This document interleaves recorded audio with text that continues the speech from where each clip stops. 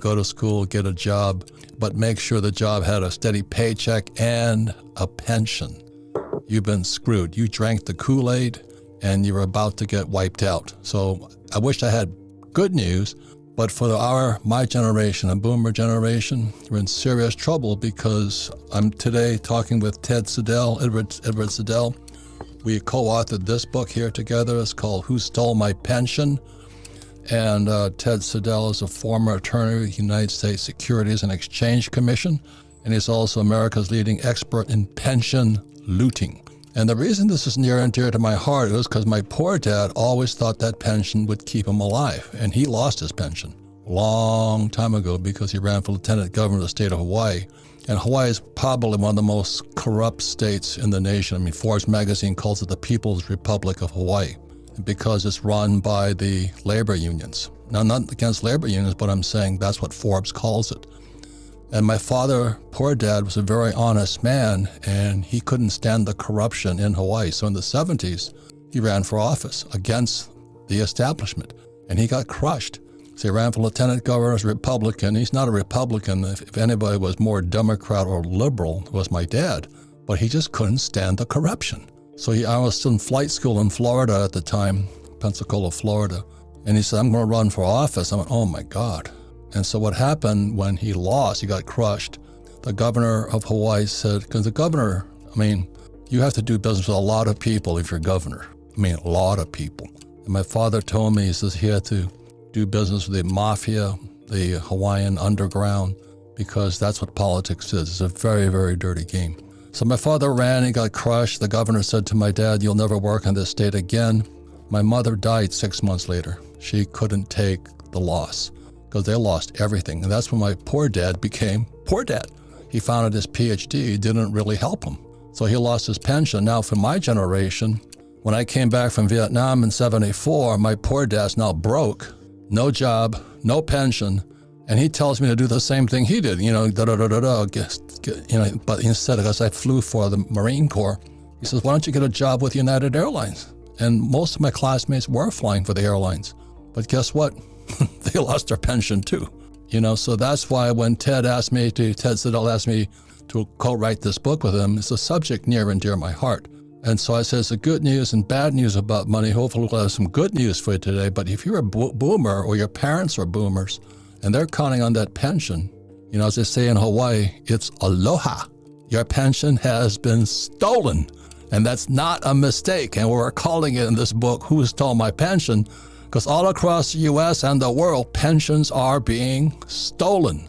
That's what happens when you have no financial education in school. You hear that, school teachers, because your pensions, maybe how would you feel if you're like my poor dad and it disappears when you're like 70 years old and the stock market crashes and your 401k turns into 101k? Do you know what I mean? Think about that, because that's the future we face right now. So this market crash is accelerating. So those with 401ks are going to go to 101ks. And if your pension's been looted, the stock market also affects most pensions. Is that correct, Ted?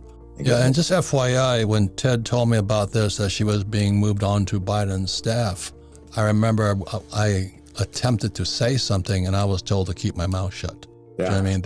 That is how secretive this whole thing is.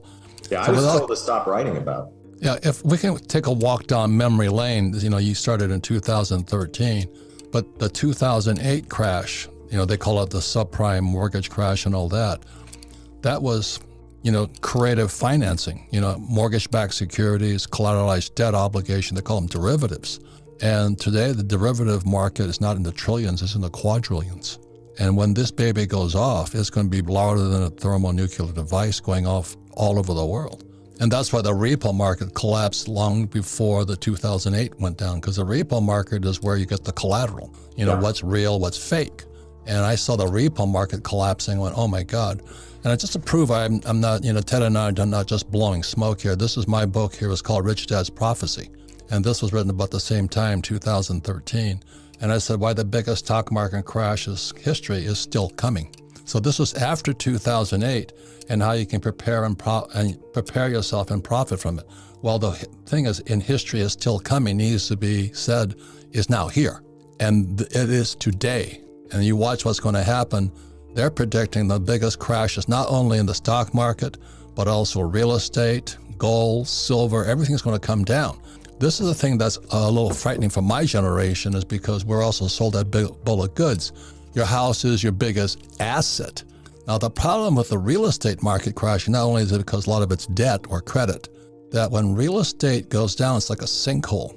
And when real estate goes down, not like so much the stock market, but when real estate goes down, other businesses go with it.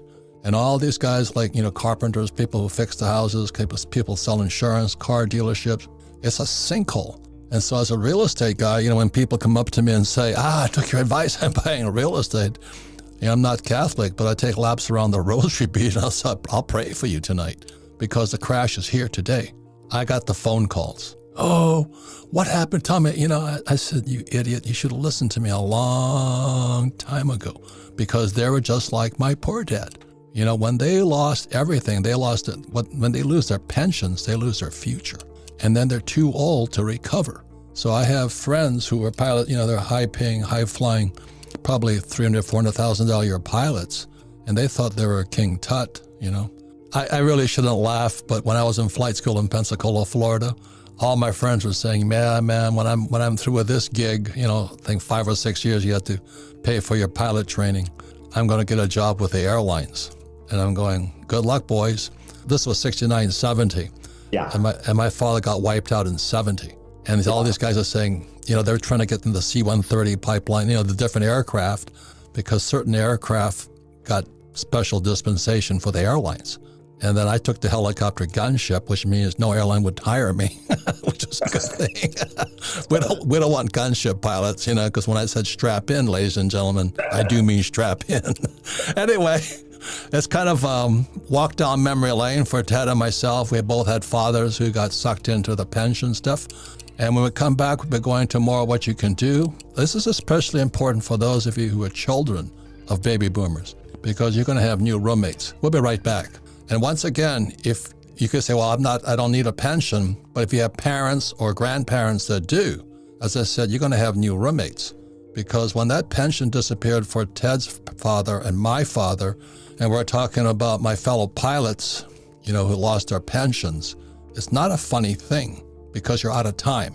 So those who are young right now say, I don't have to worry and all this stuff. Well, as I said, you might have new roommates called mom, pop, grandpa, great-grandpa.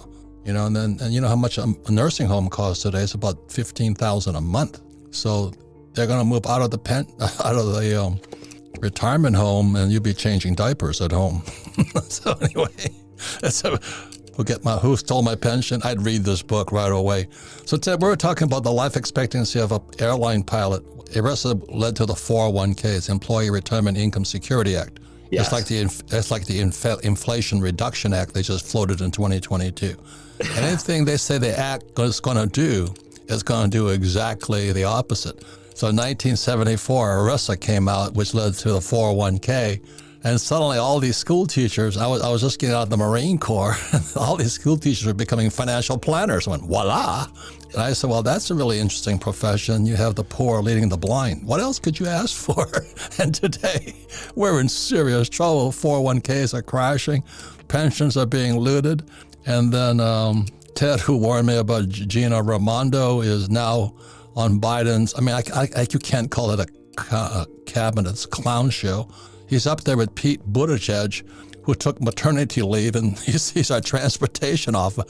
He takes maternity leave during the biggest supply crisis in the world, and he is a supply guy.